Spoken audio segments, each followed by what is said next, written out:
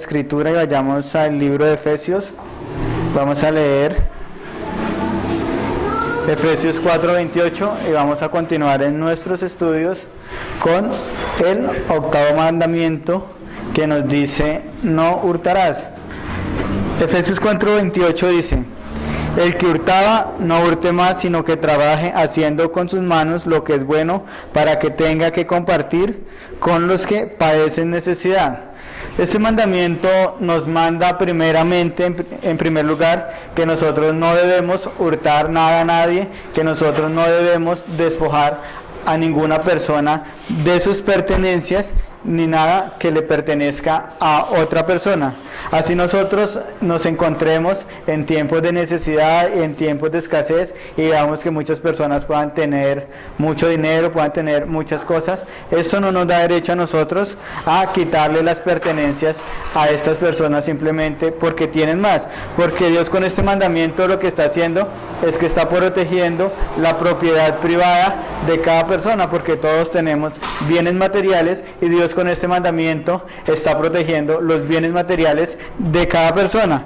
En segundo lugar, este mandamiento nos manda a trabajar, nos manda que nosotros debemos trabajar para poder ganar nuestro propio sustento con nuestras propias manos, con nuestro propio ingenio, ya que con el trabajo podemos obtener bienes materiales, podemos obtener alimentos, podemos adquirir muchos objetos para poder compartir con los que están necesitados, como nos dice este pasaje que acabamos de leer acerca de Efesios. Ya que este mandamiento, al decirnos que no debemos hurtar, que no debemos tomar ninguna cosa, ninguna persona y quedarnos con ella, este mandamiento, el octavo mandamiento, está cuidando la propiedad privada de los que quieren apoderarse de la propiedad privada de las demás personas, porque cualquier persona posee algún objeto o cosa que es de su propiedad, y esto se debe a que Dios le ha dado la facultad al hombre para que el hombre tenga dominio sobre la creación. Y esto lo vemos en Génesis, cuando Dios le dio el mandato al hombre de que el hombre sojuzgara la tierra y ejerciera dominio sobre la creación. Recordemos que este dominio, esta autoridad que el hombre tiene, es una autoridad delegada de parte de Dios. Génesis 1:28 dice: y bendijo Dios y les dijo: fructificaos y multiplicaos, llenad la tierra y sojuzgarla, y señoread en los peces del mar, en las aves de los cielos y en todas las bestias que se mueven sobre la tierra.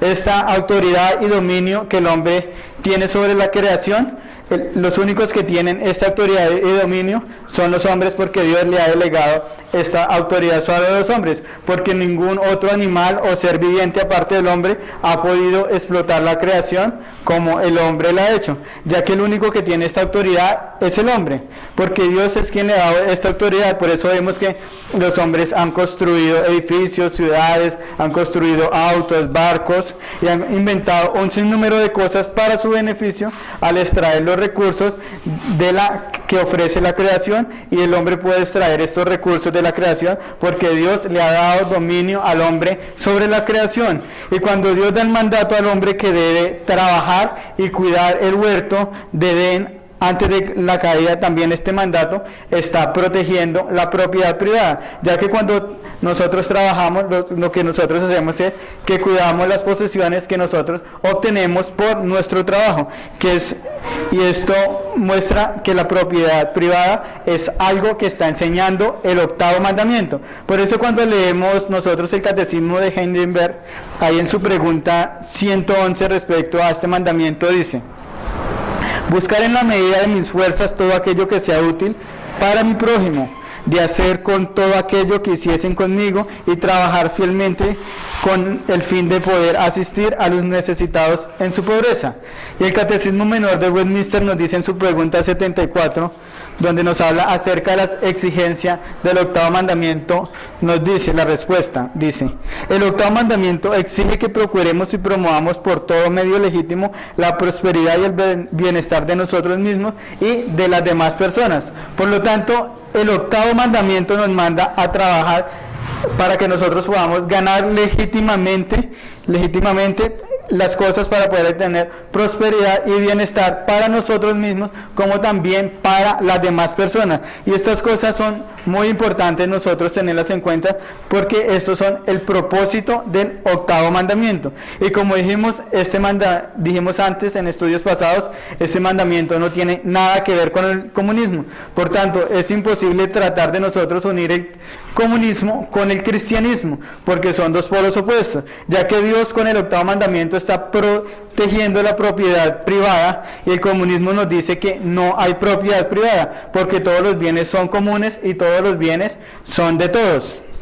Y esta enseñanza comunista vemos que es contrario a lo que nos enseña las Sagradas Escrituras, que protege la propiedad privada y el derecho que todos tenemos de trabajar y ser sensibles para proveer hacia las demás personas que se encuentran también en necesidad. Como también nosotros también debemos con el trabajo también apoyar a la iglesia, para que la iglesia pueda proclamar más efectivamente el mensaje del evangelio. Entonces debemos distribuir bien nuestro tiempo, para que no haya otras cosas que nos roben el tiempo, que debemos dedicar a nuestras cosas que son primordiales en nuestra vida. Con esto no estoy diciendo que nosotros no podamos salir a divertirnos o tener algún tiempo de ocio o esparcimiento, sino lo que estoy diciendo es que si nosotros tenemos ocio sin medida, es completamente ilícito, porque cada cosa siempre requiere ese tiempo, y cada cosa debemos colocarla siempre en su lugar. Y cualquiera que viola cualquiera de estos principios está violando el octavo mandamiento, porque está robando el tiempo al cual se requieren nuestras prioridades. En el día de hoy solamente vamos a considerar 2 puntos acerca de este tema del octavo mandamiento, y el punto 1 vamos a ver simplemente algunas formas de robo, y el punto 2 vamos a ver el robo mental. Punto 1, algunas formas de robo. El octavo mandamiento nos dice ahí en Éxodo 20:15, no hurtarás. Y hurtar significa sustraer, apoderarse, esconder, ocultar, sacar, sin emplear la fuerza o violencia ni intimidación a una persona. Y sabemos que esta palabra, como habíamos visto hace 8 días, se encuentra mucho más atrás de robar, porque hurtar es sustracción, apoderamiento de alguna cosa o objeto sin ninguna violencia. Aunque también este mandamiento está prohibiendo también cualquier clase de robo, y la palabra robar en hebreo es la palabra gazel, y esta palabra proviene de la palabra gazal, que significa arrancar. Por tanto, robar es saquear, sustraer, apoderarse ilegítimamente de los bienes de otra persona en contra de la voluntad del propietario, mediante actos que impliquen fuerza o violencia. Nosotros sabemos que vivimos en un mundo que está lleno de ladrones, porque por todos lugares hay ladrones. Porque para nosotros no es raro nosotros ver o escuchar, ya sea en la radio o en la televisión, muchas clases de robos, como son fraudes, engaños, raponazos, atracos, y estos son los robos más comunes que nosotros vemos dentro de la sociedad donde nos encontramos. Pero existen un sinnúmero de maneras de robar para nosotros apoderarnos de las pertenencias de otra persona, y este pecado no es algo nuevo. Este pecado ha estado durante toda la historia de la humanidad. Las personas siempre han querido quedarse con las pertenencias de las demás personas de una manera fácil, de una manera gratuita, sin trabajar por ellas. Podemos decir que la Escritura nos dice que Satanás es el padre de mentira, también nos dice que Satanás es homicida desde el principio, y también desde la caída de Satanás también ha sido un ladrón. Es decir, Satanás ha robado tanto a Dios y de los hombres, ha tomado para sí los derechos que solamente le pertenecen a Dios. Satanás quiere poseer todo lo que Dios tiene. Satanás quiere mandar, Satanás quiere gobernar y quiere controlar a los hombres. Mejor dicho, Satanás quiere ser Dios y quiere ser el dueño del mundo. Y el espíritu de Satanás, si nos damos cuenta, ha contagiado a demasiados hombres, convirtiéndoles en ladrones. Los hombres quieren imitar a su padre espiritual. Isaías nos dice ahí en Isaías 14:12. ¿Cómo caíste del cielo, lucero, hijo de la mañana? Cortado fuiste por la tierra, tú que debilitaste a las naciones.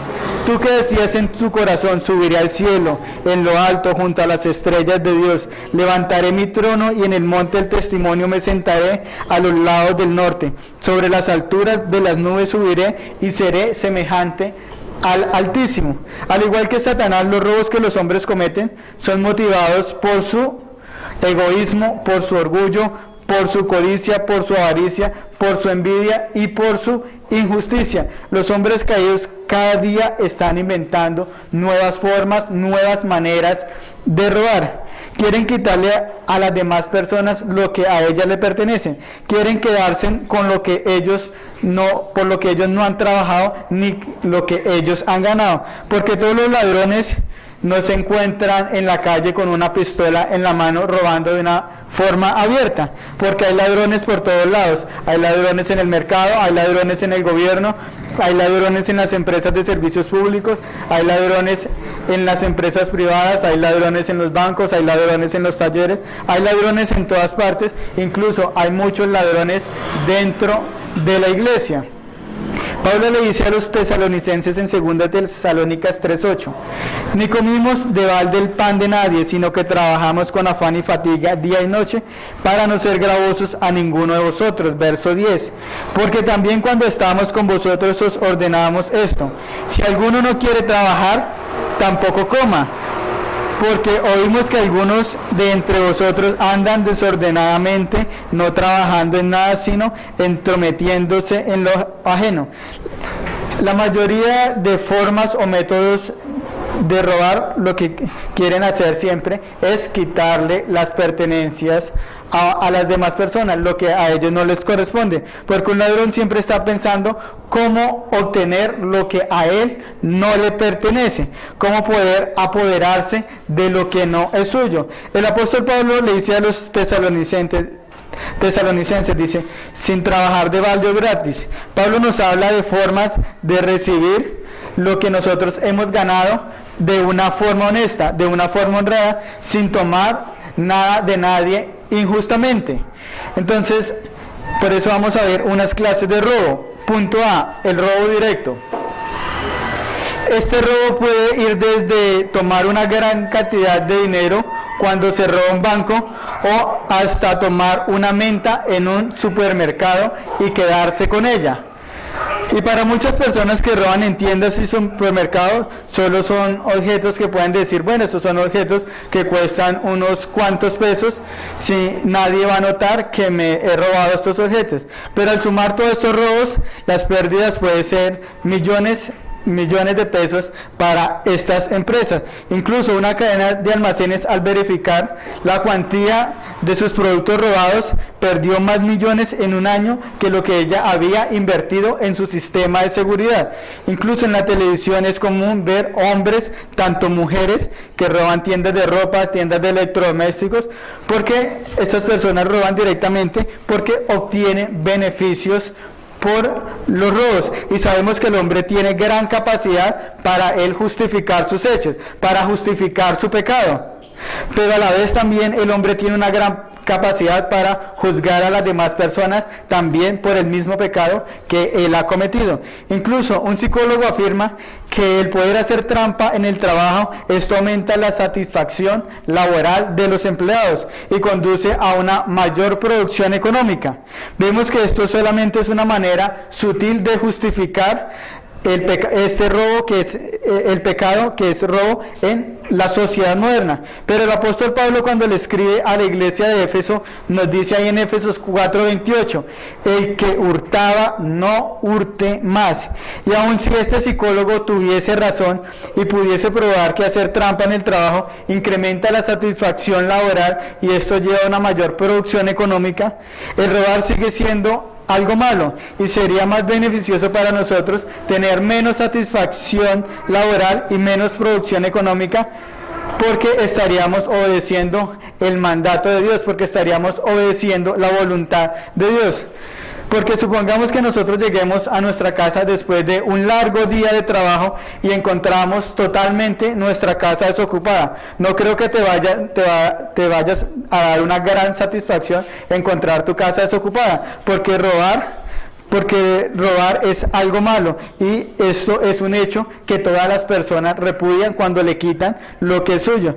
Por lo tanto, robar es un pecado, y es sorprendente ver que muchos cristianos no se quedan atrás respecto al mundo en muchas clases de robos, aunque muchos cristianos lo hagan de una manera sutil.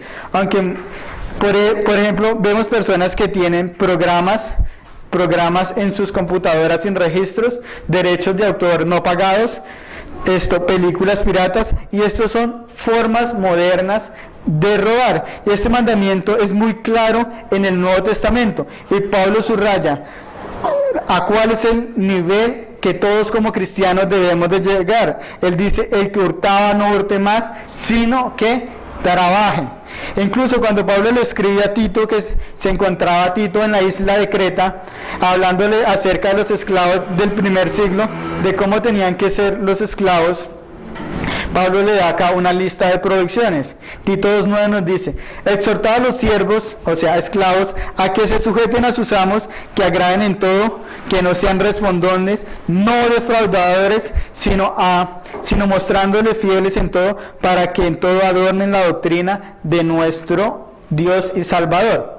Eso sería un cambio radical para un esclavo, porque entre los esclavos de la época del primer siglo era normal robar lo que se le podía al amo, y por la noche estos esclavos alardeaban con los demás esclavos lo que ellos habían tomado del amo. Y resulta que un día este esclavo se convierte a Cristo y escucha estas palabras de un anciano de la iglesia, Entonces, ¿qué pasaría si este esclavo se llegara a convertir a Cristo? Este esclavo sería escarnecido por los demás compañeros de su casa, y ya no sería popular con los demás esclavos, porque no tomaría ni aprobaría lo que las demás personas estaban haciendo dentro de la casa. Vamos a ir a otro punto B: robo mediante negocios fraudulentos. Estos robos pueden ir desde arreglar cuentas domésticas hasta hacer grandes estafas, porque el alterar impuestos o cuentas de gastos, o ajustar cosas aquí y allí para que las cuentas me den, o olvidar pagarle a alguien por conveniencia, esto es un robo. Dios dice en su palabra ahí en Romanos 13:7: pagar a todos lo que debéis, al que tributo, al que impuesto, al que respeto, al que honra. Y podemos añadir que esta clase de robos está la evasión de impuestos, dar un dato falso para ahorrar dinero, quedarse callado cuando nos cobran menos de lo debido, o cuando decimos que vivimos en un estrato más bajo cuando en realidad nosotros estamos en un estrato más alto para poder obtener beneficios. Este mandamiento, y esto nos está prohibiendo el octavo mandamiento cuando nos dice que no debemos hurtar. Y son muchas las personas que se suben a una buseta sin pagar todo el precio completo del pasaje. Muchos conductores lo suben por la parte de atrás para que no marquen y quedarse con el dinero. Esto es robar, aunque muchas personas crean que estos hechos son aceptables y justificables. Esto es robar, porque esto es lo que está prohibiendo el octavo mandamiento. También los empleados roban el tiempo en su trabajo cuando no hacen lo que deben de hacer y hacen otras cosas que no deben hacer, o cuando hacen sus labores despreocupadamente. Esto es robar engañosamente, y es por eso que Pablo le dice a los colosenses en Colosenses 3:22, dice: siervos, obedecer en todos a vuestros amos terrenales, no sirviendo al ojo como los que quieren agradar a los hombres, sino con corazón sincero, temiendo a Dios. Por tanto, el hurto menor no es diferente al hurto mayor, porque robarme 100 pesos es igual a que yo me robe 100 millones de pesos. La única diferencia que encontramos es que en la cantidad que se ha hurtado es que es que por la cantidad que se ha hurtado, el pecado sea más notorio delante de los hombres, pero sigue siendo el mismo pecado. Pero la cantidad hurtada no hace que esto sea un hecho más o menos pecaminoso. Dios no estima este pecado por la cantidad robada, sino Dios estima este pecado porque se ha quebrantado su ley, porque se ha quebrantado el octavo mandamiento. Vamos a ir ahí a otro punto, punto C, robo por pagos retrasados.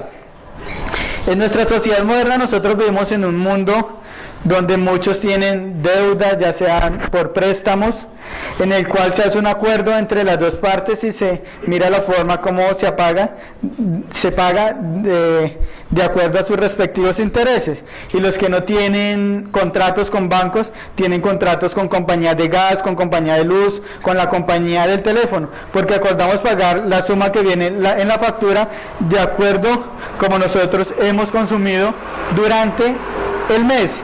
Y muchas personas creen que es muy inteligente pagar en el segundo mes cuando llega ya la fecha de corte. Esto es robar a una empresa el dinero que le pertenece, porque si el pago es el día 20, yo no debo ir a pagar el día 21, porque le estamos robando un día. La Biblia es clara cuando nos dice ahí en Romanos 13:8, no debáis a nadie nada. Por tanto, como cristianos es bueno que pongamos en orden nuestra economía de la casa. Romanos 2:21 dice, tú pues que enseñas a otro, no te enseñes a ti mismo. Tú que predicas que no se hurtas. Y cuando Pablo dice, no debáis a nadie nada, está citando el octavo mandamiento. Y esto lo sabemos por la razón que él da. Nos dice Romanos 13:8, no debáis a nadie nada, la razón dice, sino el amaos los unos a los otros, porque el que ama a su prójimo ha cumplido la ley. Acá está citando Pablo el octavo mandamiento. No importa si el mundo se niega a pagar o hasta que le pongan una demanda legal para que ahí sí pueda pagar, porque se supone que como cristianos nosotros somos la sal y la luz en este mundo, y esto significa que nosotros no debemos seguir las mismas costumbres que tienen el mundo, sino que debemos mostrar como cristianos una conducta más elevada. Por tanto, nosotros debemos pagar como nos gustan que a nosotros nos paguen. Y hay muchos cristianos que hacen negocios y se demoran en pagar. Esto es una deshonra. Y muchas empresas quiebran porque otras personas o empresas no son oportunos en cuanto a los pagos. Y cualquier cristiano que no pague oportunamente está quebrantando el octavo mandamiento y está deshonrando el nombre del Señor. Por tanto, como cristianos nosotros debemos de pagar tal como nos gusta que nos paguen a nosotros. Vamos a ir a otro punto, el punto de robo por cobro indebido. En nuestra sociedad donde nos encontramos, estamos rodeados por todo un sistema mercantilista y no es siempre fácil determinar si este precio es correcto dependiendo de tal mercancía. Pero el cristiano siempre debe considerar el hecho que la mercancía no siempre vale lo que el mercado está estableciendo. Hay muchas personas que son conscientes que podrían incluso cobrar mucho más por su trabajo, pero están satisfechas simplemente con lo que ganan, porque consideran que lo que reciben es un salario justo por su trabajo. Y hay otros que son usureros que utilizan la excusa, bueno, es que el mercado puede soportar estos precios. Quizás el mercado pueda soportar estos precios, pero puede ser que muchos encuentren estos precios insoportables. Y vemos que muchos de estos precios que tienen el mercado son muy elevados, y esto se debe a que muchos hombres son motivados por su avaricia, por su codicia, y venden muchos objetos 5 hasta 20 veces por encima de su valor real. Esto es una violación al octavo mandamiento, porque, por ejemplo, si nosotros vendemos una mercancía insensible, una mercancía arreglada, y la hacemos nosotros pasar por nueva, son formas de fraude y es una violación al octavo mandamiento. Vamos a ir a otro punto, el punto E, el secuestro. Este mandamiento también incluye el secuestro, que es privar de la libertad a una persona a una persona. La Biblia nos dice ahí en Éxodo 21:16, asimismo, el que robare a una persona y la vendiera, y si fuese hallada en sus manos, morirá. Por lo tanto, vemos que el secuestro está condenado en el 8º mandamiento, porque le está robando la libertad a una persona. Y esto no es algo que solamente nosotros vamos a encontrar en el Antiguo Testamento, porque cuando el apóstol Pablo le escribe a Timoteo, también nombra el 8º mandamiento ahí en 1 Timoteo 1:10, dice: para los fornicarios, para los sodomitas, para los secuestradores, para los mentirosos y perjuros, y para cuantos se oponen a la sana doctrina. Esta palabra secuestro también nosotros la podemos traducir como los que roban hombres o los que trafican hombres. Y este pecado no es un pecado muy actual, no es un pecado muy actual. Durante toda la historia humana se ha practicado este pecado porque muchos hombres han robado a otros hombres para ser vendidos ya para adquirir dineros o para venderlos como esclavos. Por ejemplo, un ejemplo bíblico es el caso de José, donde sus hermanos lo vendieron como esclavos. Génesis 37:28 dice: y cuando pasaban los madianitas, mercaderes, sacaron ellos a José de la cisterna y le trajeron arriba y le vendieron a los ismaelitas por 20 piezas de plata y llevaron a José a Egipto. El robo o secuestro de personas es un atentado al 8º mandamiento. Cuando escuchamos que se roban un niño del hospital o cuando secuestran a una persona, esto es una violación al 8º mandamiento. Incluso los que han visto la película ¿Quién quiere ser millonario?, vemos una realidad, como en la India se roban los niños, los mutilan alguna parte del cuerpo para que sean mendigos, para que provean dinero para estas organizaciones, y esto es una violación al 8º mandamiento. Pero debemos saber que no todos los robos son físicos, que al robar solamente se obtiene algo físico. Por ejemplo, que me despojaron de mi celular, que me despojaron de mi billetera, que me desocuparon la casa. Porque no solamente vamos a encontrar esta clase de robos, y esto nosotros nos lleva a nuestro segundo punto, y es el robo mental. El 8º mandamiento nos dice ahí en Éxodo 20:15, no hurtarás. Y vamos a encontrar robos que son enormemente sutiles, como son el robo del corazón. Y este robo es una forma de esclavitud donde la persona no se da cuenta que está siendo esclavizada, donde se usan métodos de manipulación que pretenden dominar la mente por medio de los sentimientos. Entonces los sentimientos someten a la mente para que la mente quede totalmente anulada por los sentimientos. Por eso muchas personas por eso para muchas personas son más importantes los sentimientos que la razón. Y esto es un robo mental porque estamos anulando nuestra mente por un sentimiento. Y Pablo, cuando le escribe a los romanos, no le dice en el capítulo 12, renuevan sus sentimientos, sino les dice, renueven su mente, renuevan su entendimiento. Romanos 12:2 dice, no os conforméis a este siglo, sino transformaos por medio de la renovación de vuestro entendimiento. ¿Y cuál es la razón o propósito con el que nosotros debemos renovar nuestra mente, nuestro entendimiento? Nos sigue diciendo el pasaje, para que comprobéis cuál sea la buena voluntad de Dios, agradable y perfecta.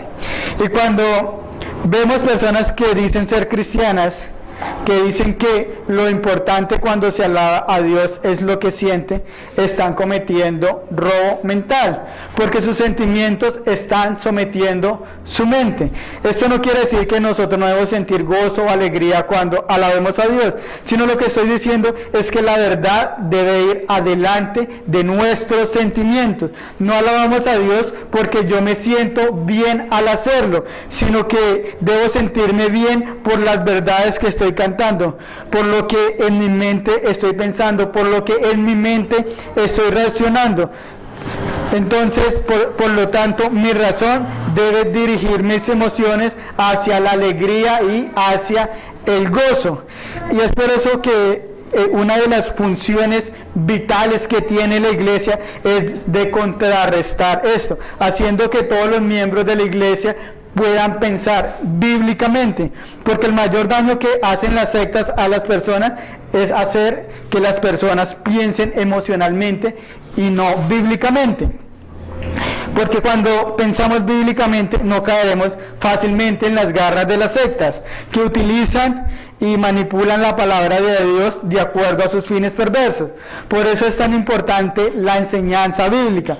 Pablo, cuando le escribe a los Efesios, les dice cuál es el propósito de la enseñanza ahí en Efesios 4:12. ¿Cuál es el propósito de la enseñanza? Para que ya no seamos niños fluctuantes.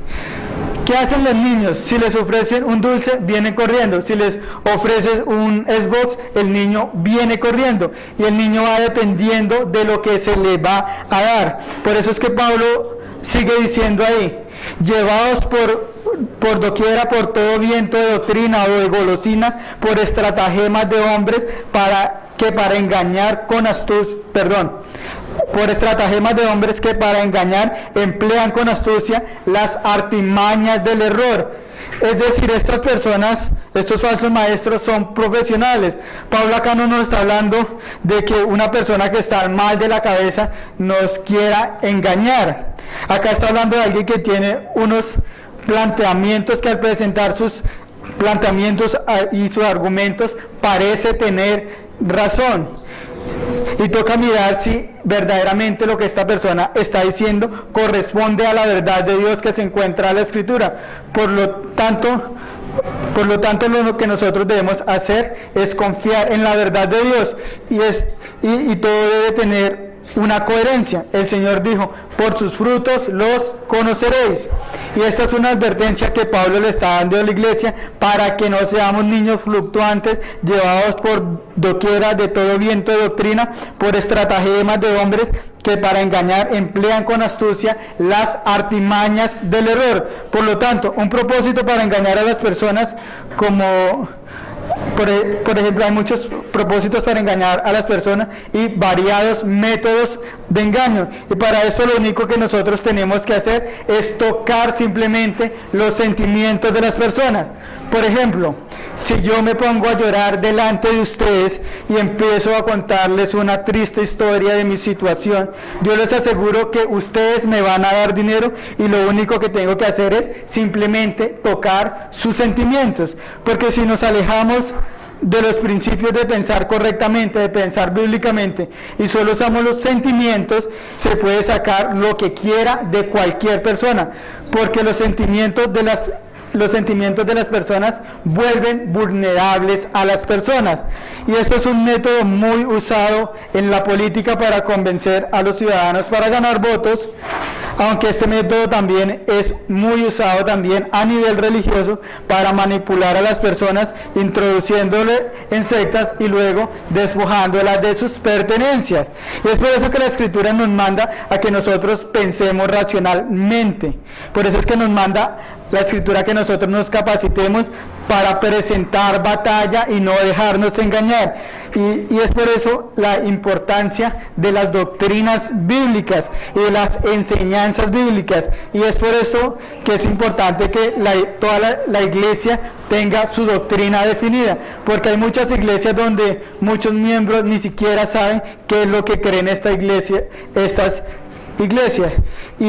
Y estos casos de manipulación, de error mental, a lo largo de la Escritura nosotros vamos a encontrar muchos casos.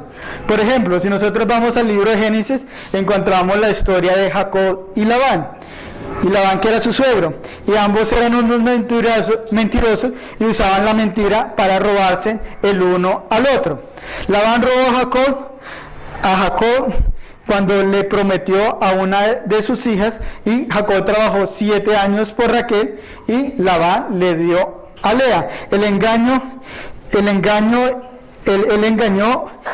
a Jacob desposándolo con su otra hija. Luego Jacob ganó la confianza de Labán, haciéndole saber que quería vivir con ellos y que Jacob quería ser parte de la parentela de Labán, cuando en realidad esto era mentira. Génesis 31:20 dice, y Jacob engañó a Labán arameo, no haciéndole saber que se iba. Es decir, Jacob se iba a ir, pero siempre pero siempre estuvo dándole a entender a Labán que se quedaría, y la respuesta de Labán nosotros la encontramos ahí en Génesis 31, 26. Y dijo Labán a Jacob: ¿qué has hecho? Que me engañaste, has traído a mis hijas como prisioneras de guerra. ¿Por qué te escondiste para huir y me engañaste y no me hiciste saber que yo te despidiera? No me hiciste saber para que yo te despidiera con alegría y con cantares, con tamborín y con arpa. Labán le estaba diciendo: ¿por qué tú me engañaste de esta manera? Tú estabas diciendo que te ibas a quedar y te fuiste. Por lo tanto, vemos que el engaño y la manipulación es algo que ha estado durante toda la historia humana. Y nosotros vemos incluso que el nombre de Jacob es engañador, y no fue hasta la pelea que tuvo con el ángel en Peniel que su nombre cambió por Israel. De igual manera encontramos el caso de Absalón, prometiéndole todo tipo de cosas a las personas si lo proclamaban como rey. Y en 2 Samuel nos dice que esta conducta de Absalón era una conducta hipócrita y salamera, solamente para ganar el favor del pueblo, para ganarse el corazón del pueblo, para robar al pueblo el corazón del que le debían obedecer, y este era su padre, el rey David.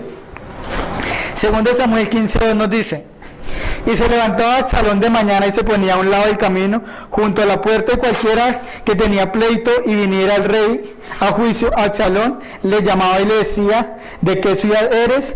Y él le respondía: tu siervo es de una de las tribus de Israel. ¿Por qué Absalón se levantaba temprano? Porque él tenía el propósito de ganar el favor del pueblo, de ganar el corazón del pueblo. Se le colocaba junto al camino, junto a la puerta. Entonces todo el que venía a Jerusalén, venían para que David hiciera juicio, lo que hacía Absalón era que le llamaba antes y le preguntaba, y escuchaba lo que ellos tenían que decir al rey. Pero Absalón no era el rey y él tampoco podía hacer juicio, más Absalón le daba la razón a todos los que pasaban por allí para ganarse el corazón de estas personas. Por ejemplo, si una persona iba a juicio con el rey, digamos por robo, Absalón escuchaba a la persona y le decía, esa persona le decía: es que yo robo porque tengo necesidad, porque tengo hambre. Absalón le decía: tú tienes razón, es justa tu causa. Y simplemente Absalón lo hacía para ganar el favor del pueblo, porque quería agradar a todos los que pasaban allí. Sigue diciendo el verso 3 de 2 Samuel. Entonces Absalón le decía: mira, tus palabras son buenas y justas, mas no tienes quien te oiga de parte del rey. Decía Absalón: quien me pusiera por juez en la tierra, para que viniesen a mí todos los que tienen pleito o negocio, que yo les haría justicia. Y acontecía que cuando algunos se acercaban para inclinarse a él, él extendía la mano, lo tomaba y lo besaba. De esta manera hacía que todos los de Israel que venían al rey a juicio, y hacía Absalón, y así robaba a Absalón el corazón de todo Israel. ¿Qué podemos decir de los políticos y de muchos líderes religiosos que se ponen en esta posición para robar el corazón de las personas para sus fines perversos? Por ejemplo, nosotros podemos ver al Papa Pachito, que quiere mostrarse como una persona humilde para poder robar el corazón a los incautos. De igual manera, por haber un presidente que hace cosas para mover las emociones de las personas para sus beneficios, esto es hipocresía y salamería, ya que está robando el corazón de las personas utilizando las emociones, y esto constituye una violación al 8º mandamiento. Vamos a concluir acá, y en nuestro próximo estudio continuaremos con